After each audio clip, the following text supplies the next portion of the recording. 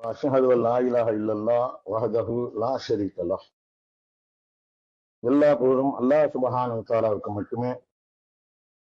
உண்மையான ஒரே கடவுளாகிய அவரை தவிர வேறு தெய்வம் இல்லை என்று நான் சாட்சி கூறுகின்றேன். அவர் தனித்தவர், இணை துணை இல்லாதவர். அஊது பில்லாஹி மினஷ் ஷைத்தானிர் ரஜீம். பிஸ்மில்லாஹிர் ரஹ்மானிர் ரஹீம். எல்லாம் வல்ல அல்லாஹ்வுடைய மிகப்பெரிய கருணை அல்லது மிகப்பெரிய கிருபை. இந்த குர்ஆனை அல்லாஹ் சுப்ஹானஹு வ தஆலா நமக்கு மார்க்கத்துக்கான ஆதாரமா கொடுத்திருக்காங்க, சட்ட புத்தகமா கொடுத்திருக்காங்க. இந்த சட்ட புத்தகத்தை பற்றி அல்லாஹ் சொல்லும் போது இந்த புக்ல என்ன சொல்றாங்க, மனிதர்களுக்காக வழங்கப்பட்ட எல்லா வேத புத்தகங்களும் அருள்பாலிக்கப்பட்ட வேதங்கள் அப்படின்னு சொல்றாங்க. குர்ஆன் மட்டுமில்ல, குர்ஆனுக்கு முன்னால அல்லாஹ்வால் அனுப்பப்பட்ட எல்லா வேதங்களுமே அருள்பாலிக்கப்பட்டவைகள். இது அல்லாஹ் நேரடியா சொல்லல. அது எப்படி சொல்றாங்க, this too is a blessed scripture that we have revealed.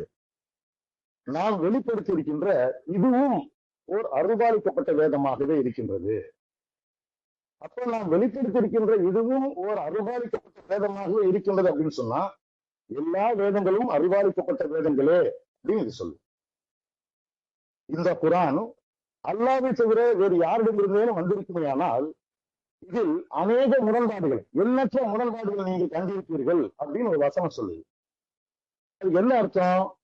இந்த குர்ஆன் முரண்பாடுகளுக்கு அப்பாற்பட்டது. இந்த குர்ஆனிலே முரண்பாடுகள் இல்லை அப்படிங்கிற அந்த ஒரு அர்த்தத்தோட முடியல.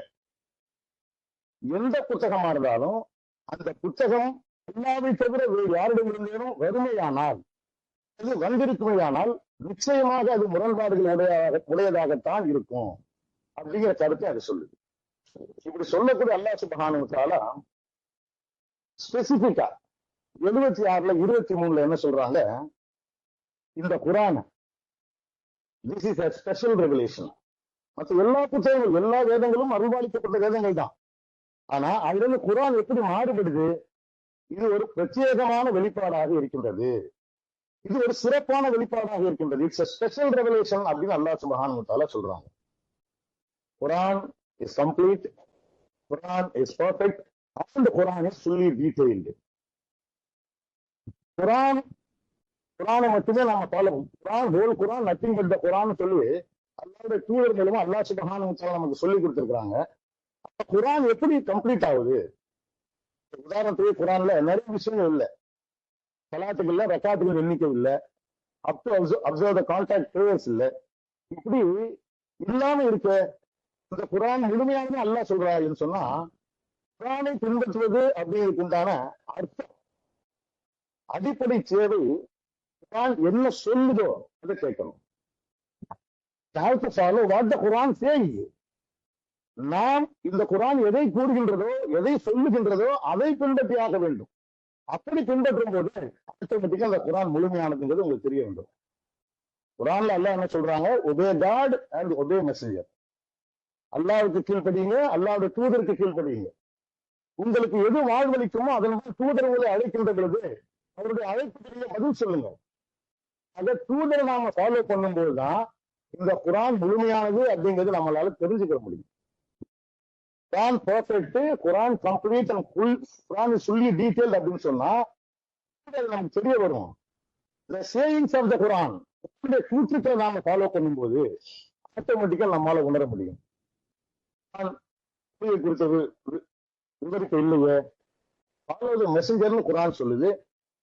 பாட்டு பாட்டு எப்படி ஆரம்பிக்கணும் எப்படி முடிக்கணும்னு அல்லாஹ் தன்னுடைய தூதர் மூலமா நமக்கு சொல்லி கொடுத்துருக்காங்க. ஸோ ஆட்டோமேட்டிக்கா குர்ஆன் ஃபுல்ஃபில் ஆகுது. எத்தனை பர்சன்டேஜ் கொடுக்கணும்? ஜக்காத் குர்ஆன்ல இல்லையே, தூதர் அல்லாஹ் எனக்கு சொல்லி கொடுக்குறாங்க. இது ஏன் ஸ்பெசிபிக்கா சொல்றேன்னு சொன்னா, இன்றைக்கு நமக்கு மத்தியில சேத்தன் ஒரு சின்ன குழப்பத்தை ஏற்படுத்துறான். ஃபுட்நோட்ஸ் அண்ட் அப்பெண்டிசஸ், இன்ட்ரோடக்ஷன்ஸ், இது நமக்கு தேவையா? இவைகளை பின்பற்றுவது ஹதீஸ்களை பின்பற்றுறது மாதிரியாச்சா, பின்பற்றுவது போல இல்லவா அப்படிங்கிற மாதிரி ஒரு கேள்வி வருது. இது ஹதீஸ் இல்ல. இன்னைக்கு சோகால்ட் ஹதீஸ் நாம ஏன் ஃபாலோ பண்றது இல்லை அப்படின்னு நம்ம எல்லாருக்கும் நல்லா தெரியும். ஏன் அதை ஃபாலோ பண்றது இல்ல? முதல் ரீசன், அது முகமது நபி சொன்னதில்லை. சொல்றாரு, those hadiths are nothing to do with the Prophet Muhammad. Mohammed நபிக்கும் அந்த ஹதீஸ்களுக்கும் எந்த சம்பந்தமும் இல்லை. குர்ஆன் தான் ஹதீஸ். அல்லாவுக்கும் அல்லாஹ்வுடைய வெளிப்பாடுகளுக்கு அப்பால எந்த ஹதீஸ் மீது அவர்கள் நம்பிக்கை கொள்கின்றார்கள் அப்படின்னு அல்லாஹ் சுப்ஹானஹு வ தஆலா கேட்கிறாங்க. இந்த குர்ஆன் தான் ஹதீஸ். ஃபுட்நோட் அப்பெண்டிசஸை பார்த்து தாங்க நாமளும் இஸ்லாத்தை தெரிஞ்சுக்கிட்டோம்.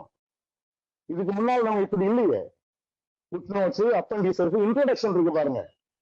இதை தெரிஞ்சுக்கிட்டதுக்கு பின்னாலதான் ஒரிஜினல் இஸ்லாம் நமக்கு தெரிய வந்தது. ஒரிஜினல் இஸ்லாம் எப்படி நமக்கு தெரிய வந்துச்சு? இது அப்ப எதன் மூலமா நாம இஸ்லாத்தை தெரிஞ்சுக்கிட்டோமோ அதை கொண்டு நமக்கு பின்னால வரவங்க தெரிஞ்சுக்கிறோமா இல்லையா? அப்ப அது தப்பு, அதை பின்பற்றக்கூடாது. அது குர்ஆன் இல்ல. 100% குர்ஆன் இல்ல. குர்ஆனிக் இன்ஃபர்மேஷன்ஸ் அது. அது குர்ஆன் இல்ல. அப்பெண்டிசஸும் ஃபுட்நோட் குர்ஆனா இல்ல. கருத்துக்களை சொல்லக்கூடியவர்களாக, குர்ஆனிய தகவல்களை சொல்லக்கூடியதாக முகமது நபி அப்படிதான் சொல்லியிருக்காரு. ஆங்கிலத்துல சில டேர்ம்ஸ் இருக்குது. உதாரணத்துக்கு, ஸ்டடிங் இந்த college I hate a car. இந்த ஹேடுங்கிற வேர்டு இருக்கு இல்லையா, சிஏடி. நான் கல்லூரியிலே படித்துக் கொண்டிருக்கும் பொழுது என்னிடத்துல ஒரு கார் இருந்தது. அது என்ன அர்த்தம்? இல்லைன்னு அர்த்தம். இந்த ஹேடுக்குள்ள ஸ்பெஷாலிட்டி நீங்க நல்லா பாத்துக்கிறீங்க. இப்ப என்கிட்ட இல்ல, இப்ப என்கிட்ட இல்லைன்னு நான் சொல்ல வேண்டியது இல்லை. When I was studying in the college, I had no car. Car இல்ல அப்படின்னா இப்ப இருக்கு. இது ஆங்கிலத்தில் உள்ளது. I had been working as a teacher from 2000 to 2020 அப்படின்னு சொன்னா 2000 இருந்து 2020 வரைக்கும் ஒரு ஆசிரியராக நான் பணியாற்றி கொண்டிருந்தேன். இப்ப நான் அந்த வேலையை பார்க்கல, ஆசிரியராக பணியாற்றல.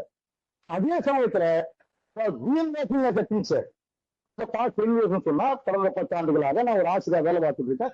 இப்பவும் ஆசிரியர் தான். இந்த ஸ்பெசிபிக்கா இந்த ஹேடுங்கிற வேர்டு ஏன் நம்ம சொல்றோம்னு சொன்னா, இன்னைக்கு நம்முடைய பிறப்பிற்கான நோக்கம், நாம ஏன் படைக்கப்பட்டோம் அப்படிங்கிறத அல்லாஹ் சுப்ஹானஹு வ தஆலா ஒரு தூதர் மூலமா பிஃபோர் ஜெனிசிஸ் இருக்கு பத்தியா, இந்த ஹெவன்லி ஃபியூட் இல்லைன்னு சொன்னா நமக்கு எதுவுமே தெரியாது. நம்ம பிறப்பிற்கான நோக்கமே இந்த ஹெவன்லி ஃபியூட் தான். மேலான கூட்டத்தாருக்கிடையில் நடந்த அந்த தர்க்கம், மேலான சமூகத்தாருக்கிடையில் நடந்த அந்த வாக்குவாதம், அதுதான் நாம் இந்த பூமியில் படைப்பதற்கான காரணம். இதை யாருமே சொல்லல. அல்லாஹ் சுப்ஹானஹு வ தஆலா ரஷாத் கலீஃபாங்கிற ஒரு மனிதரை அந்த தூதரா தேர்ந்தெடுத்து நமக்கு சொல்லிக் கொடுத்துட்டாங்க. இதன் அடிப்படையில் இப்பதான் நமக்கு தெரியுது நாம் ஏன் பிறந்த நம் பிறப்பு பின்னால் இருக்கக்கூடிய காரணம் என்ன. இதை முகமது நபி அவர் வாழ்ந்த காலத்துல வாழ்ந்த மக்களுக்கு சொன்னாரா இல்லையா?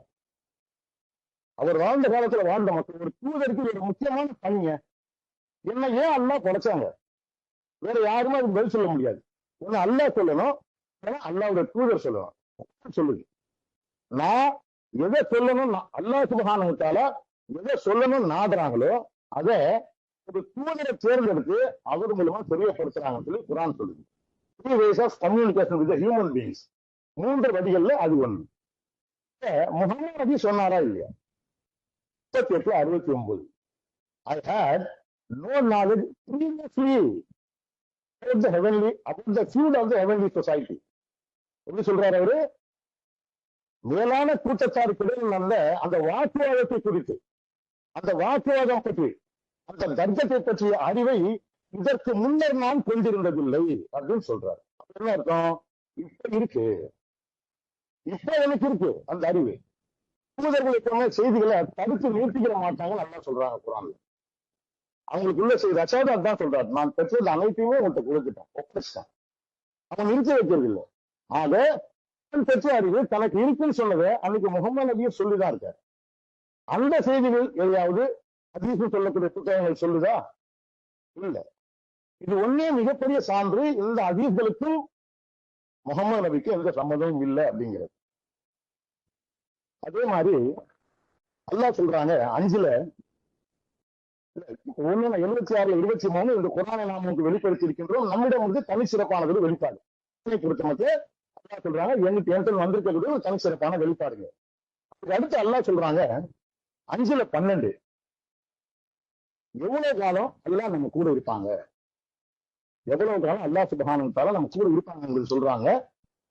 இஸ்ரவேலின் சந்ததியிடமிருந்து ஒரு உடன்படிக்கையை கடவுள் எடுத்திருந்தார். மேலும் அவர்களுக்கிடையில் 12 குல தலைவர்களை நாம் எடுக்கணும். இது ஒரு கான்டெக்ஸ்ட். எப்படி நீங்க அல்லான்னு கூப்பிடுங்க, மிச்ச அருளாளர்னு கூப்பிடுங்க, எல்லா பேரும் அல்லாஹ் குறின்னு சொல்லிட்டு அல்ல அடுத்து என்ன சொல்றாங்க, நிறைய திங்காதீங்க, லைக் பண்றது இல்ல. அதே மாதிரிதான் ஒரு ஒரு கருத்து ஒரு வசனத்துல அல்ல 2-3 கருத்துக்களை சொல்றது நம்மளால பார்க்க முடியுது. இதை விட்டுருங்க. அடுத்து என்ன சொல்றாங்க, மேலும் நீங்கள் தொடர்பு தொழில்களை கடைபிடித்து கடமையான தர்மத்தை கொடுத்து மேலும் என்னுடைய தூதர்களின் மீது நம்பிக்கை கொண்டு, என்ன சொல்றாங்கல்ல, காட் அப்படிங்கிறது வேற, பிலீவிங் காடுங்கிறது வேற. கடவுளுடைய தூதருக்கு கீழ்ப்படிவது, கடவுளுடைய தூதர் மீது நம்பிக்கை கொள்வது, அல்லாவின் மீது நம்பிக்கை கொள்ள வேண்டும், அல்லாவுடைய தூதருக்கு கீழ்ப்படிய வேண்டும். நிறைய வசனம் இதை சொல்லுது. இந்த வசனம் என்ன சொல்லுது, நீங்கள் தொடர்பு தொழில்களை சலாத்தை கடைபிடித்து மேலும் கடமையான தர்மத்தை கொடுத்து மேலும் என்னுடைய தூதர்களின் மீது நம்பிக்கை கொண்டு. இதுல சிங்குலர் இல்ல, ப்ளூரல். ஏன்னா இன்னைக்கு இருக்க நாம் வாழக்கூடிய உலகத்துல messenger of God, Quran is the messenger of God. குர்ஆனை நாம ஃபாலோ பண்ணணும். Make no distinction among any of God's messages. அல்லாஹ்வுடைய தூதர்கள் யாருக்கும் அதிலே நீங்க வேற்றுமை ஏற்படுத்தக்கூடாது. அதன் அடிப்படையில இதை பாரபட்சம் பிரிச்சு பார்க்க கூடாது. தூதர்கள் மீது நம்பிக்கை கொண்டு, அடுத்த வார்த்தை அவர்களை கண்ணியப்படுத்தி. தூதரை கண்ணியப்படுத்தலாம்னாங்க. இப்ப அல்லாஹ் சொல்றாங்க ஆதமுக்கு சஜ்தா செய்யணும், அவன் அல்லாஹ்வுடைய வார்த்தையை கண்ணியப்படுத்தல, ரெஃப்யூஸ், அவன் ஏற்க மறுத்தான் அப்படின்னு குர்ஆன் சொல்லு. கடவுளை அவன் ஏற்க மறுத்துட்டான். ரசூல் ஒண்ணு சொல்றாரு, அல்லாஹ்வுடைய தூதன் தன்னை நிரூபிச்சாரு. அல்லாஹ் ஸ்ட்ரிக்ட்டா சொல்றாங்க, நீங்க தூதரை ஃபாலோ பண்ணுங்க. யார் அல்லாஹ்வுடைய தூதருக்கு கீழ்ப்படுகின்றாரோ அவர் அல்லாஹ்வுக்கே கீழ்ப்படுகின்றார்னு குர்ஆன் சொல்லுது. அதுக்கு சொல்லுது. இது எல்லாமே ரஷாத் கலீஃபா சொன்னதா இல்லையா? இந்த ஃபுட்நோட்ஸ், அப்பெண்டிசஸ், இன்ட்ரோடக்ஷன் எல்லாமே ரஷாத் கலீஃபாங்கிற அல்லாஹ்வுடைய தூதர் சொன்னதுங்கிறதுல 100% சந்தேகமே கிடையாது. வித்வுட் எனி டவுட் அவர் சொன்னதுதான். இதை நம்ம ரிட்டர்ன்லையும் பார்க்கிறோம், சிடிஸ்லையும் பார்க்கிறோம், ஐ மீன் வீடியோஸ்லையும் பார்க்கிறோம், கிளாஸ் நடத்துறாரு அந்த ஆடியோஸ்லையும் கேட்கிறோம். மொத்தத்துல ஆர்டிபிஷியல் இன்டெலிஜென்ஸ் இப்பதான் வருது. யாரும் அதை டேமேஜ் இது வரைக்கும் பண்ணல. ஃபாரின் சொன்னார் பாருங்க, இதுக்கு பின்னால ஒருத்தன் வந்து ரஷாத் கலீஃபா தான் சொன்னாருன்னு சொல்லி எதையும் சொல்ல முடியாது. இன்னும் இருக்கிறது 200 சொல்ற வருஷம் தான். ஆக ரொம்ப தெளிவா அல்லாஹ் சொல்றாங்க, தூதரை நம்பணும், தூதரை கண்ணியப்படுத்தி நல்லறியும் ஒரு கடமை அவர்களுக்கு தொடர்ந்து கடனளிக்கின்ற காலம் வரையிலும் நான் உங்களிடம் இருக்கின்றேன். தூதருடைய பேச்சை கேட்டா நம்ம கூட அல்லாஹ் இருப்பாங்க. பேச்சை நம்ம கேட்டே ஆகணும். ஏன்னா ரஷாத் கலீஃபா நமக்கு ஏற்கனவே ஒரு இந்த வாட்ஸ்அப்ல கூட அனுப்பணும். கடைசி கான்பரன்ஸ்ல சொல்றாரு, this is not my word. என்ன சொல்றாரு? அதை கூட பாருங்க, ஒரு சப்மிட்டர்ஸ் யாரும் அதை கண்டுபிடிக்கல. நமக்கு வேண்டாதவன் ரஷாத் கலீஃபா மேல ஒரு பள்ளியை போடணும் அப்படிங்கிறதுக்காக. சரிங்களா? இது அல்லாஹ்வுடைய வார்த்தைன்னு சொல்றாரு. This is not my word, this is not my translation, this is God's word, this is God's translation. இது அல்லாஹ்வுடைய வார்த்தை, அல்லாஹ்வுடைய மொழிபெயர்ப்புன்னு சொல்றாரு. இந்த டிரான்ஸ்லேஷன் இருக்குல்ல, அல்லாஹ்வுடைய மொழிபெயர்ப்புன்னு சொல்றாரு. அப்துல் ரஹ்மான் சலீமோட டிபேட் பண்றாரு. பேசும்போது அவர் கேட்கிறாரு, என்னங்க ஆத்தரைஸ் இங்கிலீஷ் வெர்ஷன் போட்டுட்டீங்க? அவர் கேட்கிறாருங்க, authorise English version, authorise English என்ன அர்த்தம்? கடவுளால் அங்கீகரிக்கப்பட்ட ஆங்கில பதிப்பு. கடவுளால இந்த ஆங்கில பதிப்பானது அங்கீகரிக்கப்பட்டதாக இருக்கு அப்படின்னு சொல்றாரு. எப்படி நீங்க போட்டீங்க? இந்த விஷயங்களை அல்லாஹ்ட்ட கேட்டேன், அது எனக்கு கொடுத்தாங்க, அதனால போட்டேன்னு சொல்றாரு. நான் கேட்டேன், அல்லாஹ் கொடுத்தாங்க. போட முடியுமாங்க? 36ல இன்னக்குள்ள முதல் முர்சலீன் இருக்குது. நிச்சயமாக நீ தூதர்கள் ஒருவராக இருக்கின்றீர்கள். ரஷாதுன்னு போட்டிருக்காரு. நீங்களும் நானும் போட முடியுமாங்க? யாராவது போட முடியுமா? நல்லா யோசிச்சு பாருங்க.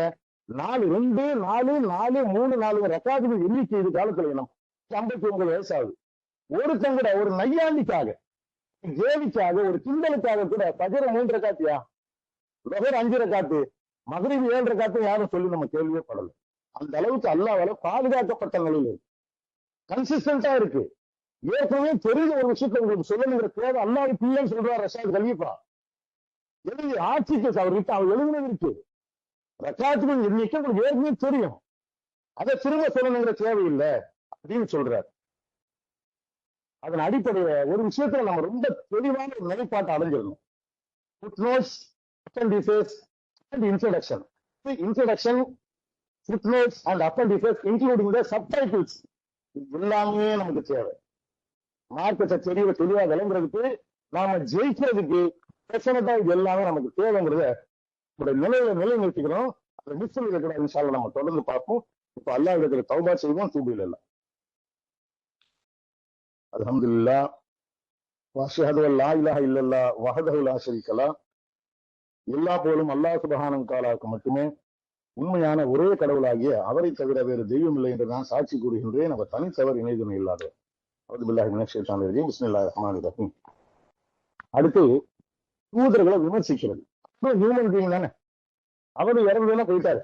இப்படி மாதிரி அவரை டிஸ்கிரைப் பண்றது, அவர் விவரிக்கிறது, ஒரு விமர்சனம் பண்றது.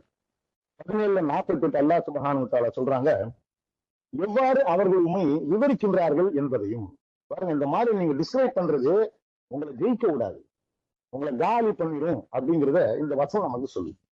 இது சொல்றாங்கல்ல, எவ்வாறு உண்மை விவரிக்கின்றார்கள் என்பதையும், மேலும் இது அவங்க விவரிக்கிற அந்த செயலானது எவ்வாறு அவர்களை பாதையிலிருந்து வழி தவறும்படி செய்கின்றது என்பதையும் கவனித்து பார்க்கிறாங்க. தூதரை விமர்சனம் பண்ணா நேரான பாதையில் இருக்க முடியாது. இது குரான் இல்ல, குரான் கிடையாது, அதை நம்ம ஃபாலோ பண்ண கூடாது அப்படின்னு சொன்னீங்கன்னு சொன்னா பாதையை விட்டு போயிருவோம்னு நம்ம சொல்லல, அல்லாஹ் சுப்ஹானஹு வ தஆலா சொல்றாங்க. தூதர்களுக்கு கொடுக்க வேண்டிய கண்ணியத்தை நாம கொடுக்கணும். தூதர்களை கண்ணியப்படுத்தணுங்கிறது அல்லாஹ்வுடைய order. Guaranteed victory for God's messengers. Messenger சொல்லுவாங்க. அவர் சொல்றாரு, தூதராக ஒருத்தர் தேர்ந்தெடுக்கப்பட்டதுனால வெற்றி அவருக்கு ஒன்றும் உத்தரவாதம் அளிக்கப்பட்டது இல்லைன்னு சொல்றாரு. நம்ம என்ன செய்யணும்? எங்க அத்தா இருக்காருங்க, அவருக்கு ஒரு 100 வயசுன்னு வச்சுக்கிறோம், அது எனக்கு பிரச்சனை இல்லை, அதுக்கு அவர் பதில் சொல்லுவாரு. எனக்கு என்ன ஆர்டரு? எங்க அத்தாவை நான் கண்ணியப்படுத்தணும், என்னுடைய நான் சேஃப் சைட்ல இருக்கணும், சேஃப் ஜோனுக்குள்ள இருக்கணும்னு சொன்னா அல்லாஹ்வுடைய அருள், அல்லாஹ்வுடைய கருணை, அல்லாஹ்வுடைய பாதுகாப்பை நான் விரும்புவேனே, ஆனால் நான் என்ன செய்யணும்? அந்த செகண்ட் கமாண்ட்மெண்ட்டை ஃபாலோ பண்ணணும். என்னுடைய தந்தைக்கு நான் கண்ணியப்படுத்தணும், அவர் நான் பார்க்கணும், என்ன செய்யணுமோ அதெல்லாம் செய்யணும். அதே மாதிரி அவர் சொல்றாரு, இங்க இருக்கக்கூடிய காங்கிரிகேஷன்ல என்ன விட இருக்கக்கூடும் சொல்றாரு. வாய்ப்பு இருக்கா? அன்னைக்கு இருந்த 500-600 கோடி மக்களுக்கு மத்தியில அவரை தான் அல்லாஹ் தேர்ந்தெடுத்தாங்க, மீதி பேரை தேர்ந்தெடுக்கல. அவர் சொல்றாரு, அவருடைய பெருந்தனம் நமக்கு தெரியும்ல. he is the first submitter. அன்னைக்கு அவர் உயிரோட இருக்கும்போது he was the first submitter. முதல் இருந்தாரு. ஒரு மக்கள்கிட்ட சொல்றாரு இஸ்லாம்னா என்ன. சரியா? அடுத்து இன்னொரு முக்கியமான கிளாரிபிகேஷன், இன்னோவேஷன்ஸ் அப்படிங்கிறது குறித்து குரான் சொல்லு. அதாவது கண்டுபிடிப்புகள், புதுமைகள். அரபிக்ல சொன்னா விதேயத்துன்னு சொல்லுவாங்க. இந்த விதேயத்துங்கிற வேர்டு அரபி அந்த ஹதீஸ்ல இருந்த மக்களுக்கு நல்லா தெரியும். கடல்ல இருக்க உணவை குறித்து அல்லாஹ் என்ன சொல்றாங்க? குல்லும் ஹலால். குல்லும் அப்படின்னு சொன்னா எவ்ரிதிங், எல்லாமே ஹலால். கடல்ல இருந்து கிடைக்கக்கூடிய உணவு பொருட்கள் எல்லாமே ஹலால்னு குரான் சொல்லு. ஹதீஸ் என்ன சொல்லுவாங்க தெரியுமாங்க? குல்லும் விதேத்துல் டலாலன் அப்படி சொல்றாங்க. எல்லா விதேத்துகளும் வழிகேடுகளாக இருக்கின்றன, எல்லா நூதனங்களும் எல்லா புதுமைகளும் வழிகேடுகளாக இருக்கின்றன. தலாலன் லின்னார், எல்லா வழிகேடுகளும் நரகத்துல கொண்டு போய் சேர்க்குது, எல்லா வழிகேடுகளும் நரகத்துல கொண்டு போய் சேர்க்கின்றன சொல்லி அரபில சொல்லுவாங்க. அந்த அரபி தெரியாது, அல்பேத்தவே தெரியாது. ஆனா இந்த வார்த்தைக்கு இதுதான் அர்த்தம் சொல்லி நமக்கு யாராவது கற்றுக் கொடுத்து உண்மையும் தெரிஞ்சு சொல்லணும்னா அது ரொம்ப சிக்காரு. ஸ்ட்ராங்கா இருக்குமா இல்லையா? ஒழுங்கிருக்க மாட்டோம். வேற அர்த்தம் சொல்லி யாராவது சொல்ல ஒத்துக்கிறோமா? ஆக எல்லா புதுமைகளும் எல்லா இன்னோவேஷன்ஸும் தண்டனைக்குரிய குற்றம்னு அல்லாஹ் சுப்ஹானஹு வ தஆலா 42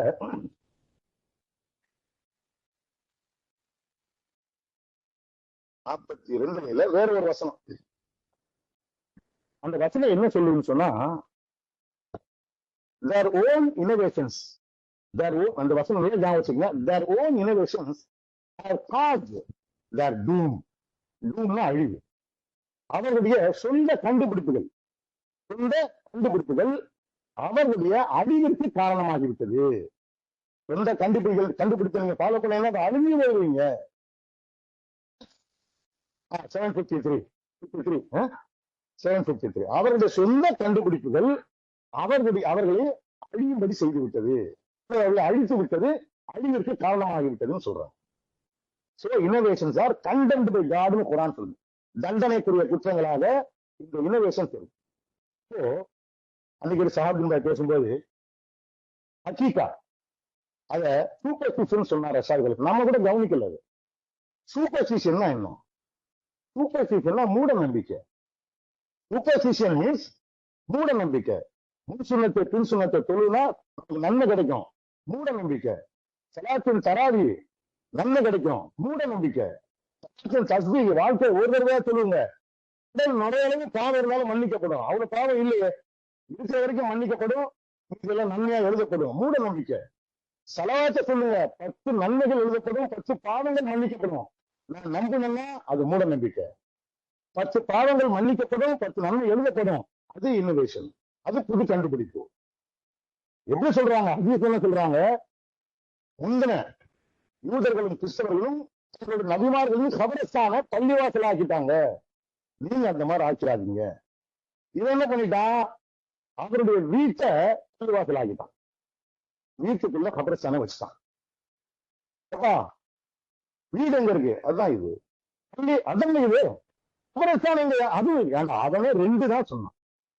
நீங்க 3 சொல்றீங்களே, வீடும் அதுதான், பள்ளிவாசலும் அதுதான், கபரஸ்தானும் அதுதான். எப்படி டெக்னிக்கலா ட்விஸ்ட் பண்றாங்க பாருங்க. அந்த மாதிரி ட்விஸ்ட் பண்ணக்கூடிய சூழ்நிலைக்கு மத்தியில இப்ப நாம இருக்கோம்.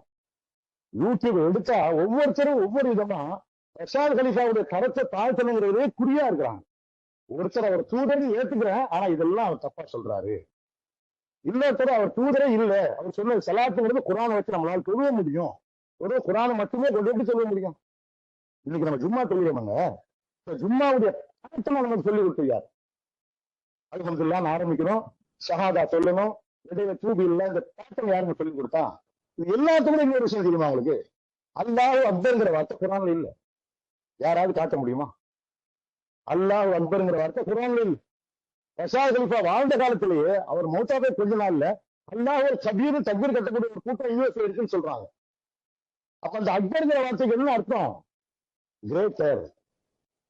போதை ஊற்றக்கூடிய பொருட்களை குறித்து உங்கள்கிட்ட கேட்கிறாங்க, அதுல சில நன்மைகள் இருந்தாலும் அவனுடைய பாவத்தன்மை சின்ஃபுல்னஸ் அக்பரு, அந்த வசனத்துல அக்பர், பாவத்தன்மை அதை விட மேலானதா இருக்கு அக்பரு. ஆனா அக்பர் அரபியை பொறுத்த மட்டும் எப்படி இங்கிலீஷ்ல ஒரு வார்த்தைக்கு 1க்கும் மேற்பட்ட அர்த்தம் இருக்கோ, அதே மாதிரி அரபிலும் இருக்கும். யாருக்கு தெரியும்? திட்டங்களை விட மொழியா இருக்கிறவங்க நல்லா தெரியும். உலகத்துல இருக்கக்கூடிய மொழிபெயர்ப்புல all the other translations Rashad Khalifa பண்ண இந்த டிரான்ஸ்லேஷன் தான் தி பெஸ்ட். சொல்ல முடியுமா இல்லைங்க யாராவது? ஏன்னா அவர் ஆங்கிலத்திலும் பண்டிதர், அரபி மொழியை தாய்மொழியா கொண்டவர், எல்லாத்துக்கும் மேல அவர் அல்லாஹ்வுடைய தூதர். 4வது அவருடைய இந்த மொழிபெயர்ப்பு கடவுளால் அங்கீகரிக்கப்பட்டது. இது எந்த பிரச்சனைக்கு இடம் இல்லை. எல்லாத்தையும் எதுக்காக சொல்றேன்னு சொன்னா, இந்த மாதிரியான இனோவேஷன், சாப்பாடு சாப்பிடுறது, அக்கீகா, இல்ல சூப்பர்ஸ்டிஷனா அதை அவாய்ட் பண்ணணுங்க. அதே மாதிரி ஹஜ்ஜி பெருநாள்ல அந்த குர்பான் கொடுக்கிறது, ஹஜ்ஜி பெருநாள்ல குர்பான் கொடுக்குற அந்த கறி இருக்க, தலையில இருந்து கால் வரைக்கும் வாங்க, அந்த மாதிரி ரைட்ஸ் அந்த பிகினிங் டில் தி எண்ட் அதுல பிரச்சனை இருக்கு. எப்படி இருக்கு? நம்பிக்கையின் அடிப்படையில அந்த பெருநாள் கொண்டாடப்படுதோ, ஹஜ்ஜுடைய மாசம் வீடு திறந்துருச்சா, அப்பவே நீங்க என்ன செய்யணும்? குர்பான் முடி வெட்டக்கூடாது, நகை வெட்டக்கூடாது. குர்பான் கொடுத்ததுக்கு எவ்வளவு நீங்க வெட்டுறீங்களோ அவ்வளவு நன்மை. First fault. 2வது ஹஜ்ஜி நோன்பு பெருநாள் இருந்தா சாப்பிட்டு போய் சொல்லணும், ஹஜ்ஜி பெருநாள் இருந்தா வந்து சாப்பிடணும். 3வது எந்த கனவை அடிப்படையாக கொண்ட தியாக திருநாள்னு சொல்றாங்க. மிகப்பெரிய கொலைபாதகத்தை செய்ய போறாரு இப்ராஹிம், அவரை காப்பாற்றுறாங்க, அது தியாக திருநாள் இல்லை. 3 அதே மாதிரி தன்னுடைய மகனை அடித்து பலியிடும்படியாக அல்லாஹ் விட்டார் அப்படின்னு சொல்றது மிகப்பெரிய அவதூறு, blasphemy. God never advocates sin. பாவத்தை ஒருபோதும் அல்லாஹ் சுப்ஹானஹு வ தஆலா பரிந்துரைப்பதில்லை. அது மட்டும் இல்லாம ஆஷூராவுடைய நோன்பு 10. அதே மாதிரி தான் நான் மாத்திரன்னு சொல்றாங்க தவிர அல்ல ஆச்ச பலியாக்கணும்னு சொல்லி கூட இல்லை. பிராணி அனிமல் சாக்ரிஃபைஸ் தான் மாத்தினேன் சொல்றாங்க. ஒருவேளை ஆடாவே அது இருந்தாலும் ஒரு நபருக்கு ஒரு ஆடுன்னு சொல்லி இன்னைக்கு நீங்க கொடுக்குறீங்க, கொடுக்கக்கூடிய நபருடைய பேரை சேர்த்து சொல்றாங்களா இல்லையாங்கிறது அவங்கள்ட்ட நீங்க கேட்டுக்கீங்க. அதுக்கு அடுத்து 7 பேர் ஆட்டுக்கு 7 பேர் ஒட்டகத்துக்கு இந்த சட்டத்தை உங்களுக்கு சொன்னது யாரு? இது அல்லாஹ்வால உங்களுக்கு கட்டளையிடப்பட்ட மார்க்க சட்டமா? இன்னைக்கு ஹஜ்ஜி பெருநாளுங்கிறதும் குர்பான் கொடுக்குற ஆட்டு உடம்புல எவ்வளவு முடி இருக்கோ அந்த ரோமங்களின் எண்ணிக்கை பாவங்கள் மன்னிக்கப்படும் அவன் நம்புறான். அது மூட நம்பிக்கை. இந்த சட்டத்தை ஏற்படுத்துவாங்க பாருங்க, இது இனோவேஷன். Innovations R condemned. அதுக்குள்ள யூதர்கள், குறிப்பிட்ட சில யூதர்களையும் குறிப்பிட்ட சில கிறிஸ்தவர்களையும் நீங்க கூட்டாளிகள் ஆக்கிறாதீங்க.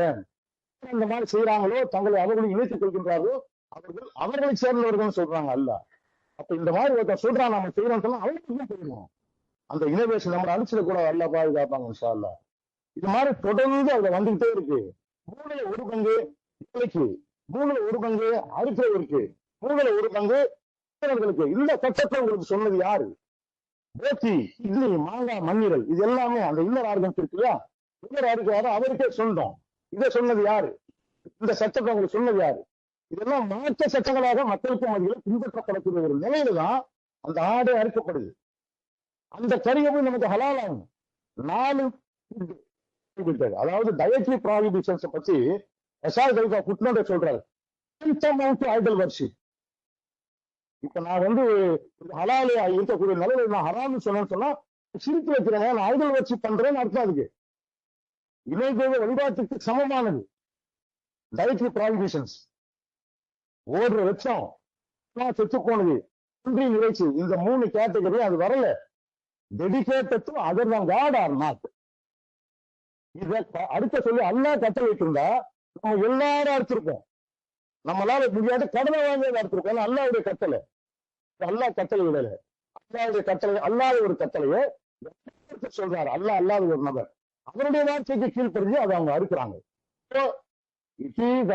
Dedicated to other than God. 100% ஹராம். அந்த கறியை நம்ம சாப்பிடவே கூடாது. அல்லா பாதுகாப்பாங்க. 42:21 அதை சொல்லுது. இது மட்டும் சொல்லி 42:28 சட்டத்தை கொடுக்கிற ரஷாத் கலீஃபா. இணை தெய்வங்கள் புதிய மார்க்க சட்டங்களை உருவாக்குகின்றன. அந்த இணை தெய்வங்கள் யாரு? எவன் அந்த ஹதீஸை எழுதினானோ அவனை இணை தெய்வங்களாக ஏத்துக்கிட்டு அவனுடைய கட்டளை கீழ்படி இதை அறுக்கிறாங்க. எவன் சொன்னாலும் அவன் கட்டளை ஏற்றுக்கிறாங்க, அறுக்கப்படுது. எல்லா கட்டளைட்டு இருந்தா எல்லாருமே வச்சிருவாங்க, அறுத்துருவாங்க, நம்மளும் அறுத்துருவோம்.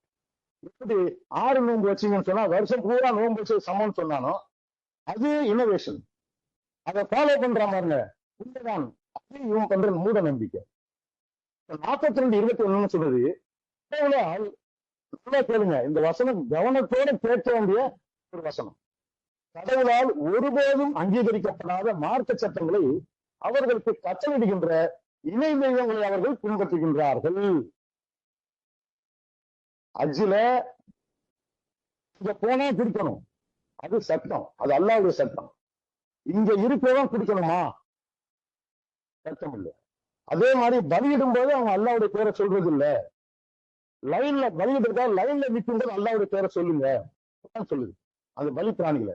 சாதாரணமா அறுக்கும்போது அல்லாஹ்வுடைய பேரை சொல்லி அறுக்கணுங்கிற சட்டம் குர்ஆன்ல இல்லை. ஆனா அறுக்கப்பட வேண்டிய முறைப்படி அறுக்கப்படணும். அடுத்த முறிச்சு குட்டி இப்படிலாம் அறுக்கக்கூடாது, இப்படிலாம் கொல்லக்கூடாது, அறுக்கப்பட வேண்டும். நான் உங்களுக்கு எப்படி கற்றுக் கொடுத்தோம் அப்படி செய்யணும்னு சொல்றாங்களா இல்லையா அல்லாஹ்?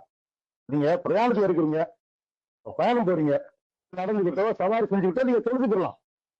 நீங்கள் ஒன்ஸ் யூ ஆர் சேஃப், நீங்கள் பாதுகாப்பாக இருந்தால் உங்களுக்கு எப்படி கற்பிக்கப்பட்டதோ அவ்வாறு நீங்கள் கடவுளை நினைவு கூற வேண்டும். அப்படிதான் நீங்க அல்லாஹ்வை தொழுகணும். நினைவு கூறணும்னு சொல்லுது சலாத்தே நினைவு கூறுவதுதான். என்னை நினைவு கூறுவதற்காகவே தவிர சலாத்தே இல்லைன்னு சொல்றாங்க அல்லாஹ் சுப்ஹானஹு வ தஆலா. வேஃபார்ல எப்படி சொல்லி கொடுத்தாங்களோ அப்படி சொல்லிடுறோம். அதே மாதிரி இங்க எப்படி கற்பிக்கப்பட்டதோ அந்த முறைப்படிதான் நம்ம அழிக்கணும். எல்லாம் என்ன சொல்றாங்க? கடவுளால் ஒருபோதும் அங்கீகரிக்கப்படாத மார்க்க சட்டங்களை அவர்கள் கட்டளையிடுகின்ற இணை தெய்வங்களை அவர்கள் பின்பற்றுகின்றார்கள். முன்னரே தீர்மானிக்கப்பட்ட அந்த முடிவு இல்லாதிருந்தால், நமக்குலாம் ஒரு காலம் அவகாசம் கொடுக்கணுங்கிறது அல்லாஹ்வுடைய தீர்ப்பு, அல்லாஹ்வுடைய தீர்மானம். அல்லாஹ் தீர்மானிச்சிருக்காங்க. அந்த தீர்மானம் அந்த முடிவு மட்டும் இல்லாதிருந்தால் அவர்கள் உடனடியாக தீர்ப்பளிக்கப்பட்டிருப்பார்கள். இந்த செயலை செய்யறவங்க உடனே தீர்ப்பளிச்சிருப்பேன் நல்லா சொல்றாங்க. எவ்வளவு சித்தா சொல்றாங்க பாருங்க. உடனடியாக தீர்ப்பளிக்கப்பட்டிருப்பார்கள். உண்மையில் வரவு மீறுகின்றவர்கள் ஒரு வலி மிகுந்த தண்டனை அடைந்து விட்டார்கள். ஆக அந்த இனோவேஷன் நம்மளை அழிக்காம அல்லாஹ் நம்மளை பாதுகாக்கணும். அதே மாதிரி வலி மிகுந்த தண்டனையா நாம் அடைஞ்சிடாம அல்லாஹ் சுப்ஹானஹு வ தஆலா நம்ம அனைவரும் பாதுகாப்பாரான்னு சொல்லி அல்லாஹ்விடத்தில் நாம் பிரார்த்தனை செய்யறோம். அதே மாதிரி இப்போ நம்ம கேட்கக்கூடிய அந்த ரெகுலர் பெயர் அல்லாஹ் சுப்ஹானஹு வ தஆலாவுடைய முழு பொருத்தத்தையும் அல்லாஹ் சுப்ஹானஹு வ தஆலாவுடைய முழுமையான பாதுகாப்பையும் இவ்வுலகிலும் மறுவுலகிலும் பரிபூர்ணமாக பெற்ற நன்மையால் அல்லாஹ்வும் அல்லாஹ் குரானிலே நன்மையாளர்களுக்காக வாக்களித்திருக்கின்ற அருள்கொடைகள், பாக்கியங்கள் மற்றும் வெகுமதிகள் அனைத்தும் கிடைக்கப்பெற்ற நன்மையாளர்களாகும் அல்லாஹ் சுப்ஹானஹு வ தஆலா அந்த குரான்ல ஸ்பெசிபிக்கா சொல்லியிருக்கின்றார். இந்த எலிட் ஆஃப் த எலிட், சாபிக்கும் மக்களாகவும் நம்மையும் நம்முடைய குடும்பத்தாரையும் நாம் யாரையெல்லாம் நேசிக்கின்றோமோ அவர்கள் அனைவரையும் அல்லாஹ் சுப்ஹானஹு வ தஆலா ஆக்கி அருள்பாலிப்பாராக.